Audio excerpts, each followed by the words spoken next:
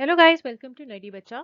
Today we are going to discuss about One Nation, One Subscription Scheme, and this will be an important scheme for your competitive examinations like UPSC, UPPSC, CDS, FCAT, SSC, SSC, CGL, Bank PO and other competitive examinations. क्योंकि जो भी नई schemes होती हैं which are probably in news and especially after 2014 जितनी भी schemes हैं they are important and if you see the previous year's questions also तो वहाँ पे भी आपको इस तरीके की schemes के एक या दो question ज़रूर मिलेंगे, ठीक है।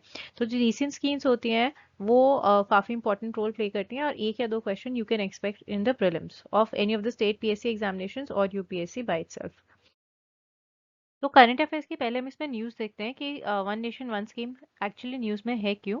Union cabinet has recently approve the one nation one subscription scheme, ठीक है। ये अभी रिसेंटली जो है अप्रूव करी गई है और इसका एम क्या है, to enhance access to academic journals for higher education institutions across India, ठीक है। And it will streamline general subscriptions to a single platform which is managed by InflibNet. और InflibNet क्या है? InflibNet is a inter university centre of the UGC under the ministry of education.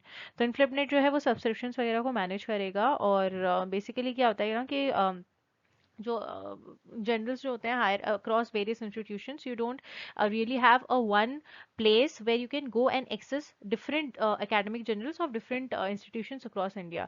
तो अगर एक ऐसा platform बन जाता है जहाँ पे आप अलग अलग जनरल्स को you can have access to those journals, it becomes very easy. तो गवर्नमेंट ने यही किया है कि आप एक जगह पे जाओ and you can have one subscription and you can have access to different academic journals for higher education across institutions in India, ठीक है। So that is what the scheme is. तो पर्पस क्या है इसका अभी हम ये देखते हैं। The ONOSS scheme is design to provide unified access to top national and international journal. तो इसमें नेशनल भी है और इंटरनेशनल जनरल्स भी हैं and it targets all government run higher education institutions including universities and colleges. The initiative addresses the current fragmentation in general access. The scheme has a substantial budget of 6000 crore allotted for the next 3 years. ठीक है. It will run until 2027, ensuring sustained support for educational institutions. तो important है कि अगर आपको you have to get to a different international journal तो आपको नहीं मिल सकता इतनी आसानी से, बट अंडर दिस स्कीम अगर आप सब्सक्रिप्शन करते हो तो बाहर के भी कुछ इंटरनेशनल जर्नल्स रहेंगे जो इसमें इंक्लूडेड है। वहाँ पे आप जाके यू कैन, जैसे आप नेटफ्लिक्स पे एक सब्सक्रिप्शन देते हो तो आप you have access to different content online. Same is the case in this scheme. आप सब्सक्रिप्शन लो and it becomes very easy for you to have access to different journals, ठीक है, which is basically top national and international generals. Okay. Objectives क्या है? The initiative will provide access to subscription to more than 13,000 international journals from 30 publishers. दूसरा, it aims to encourage detailed interdisciplinary research that particularly benefits tier 2 and tier 3 cities.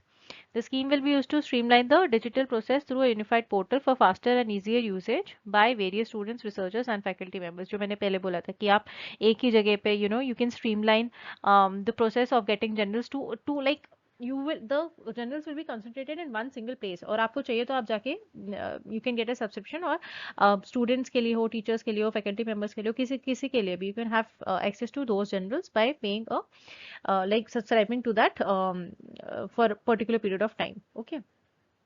So that is what the scheme is all about, and recent scheme here, therefore that plays a very important role, can be asked in prelims. So guys, I'll be coming up with more such current affairs news like this. Please do like, share and subscribe to my YouTube channel. Thank you so much.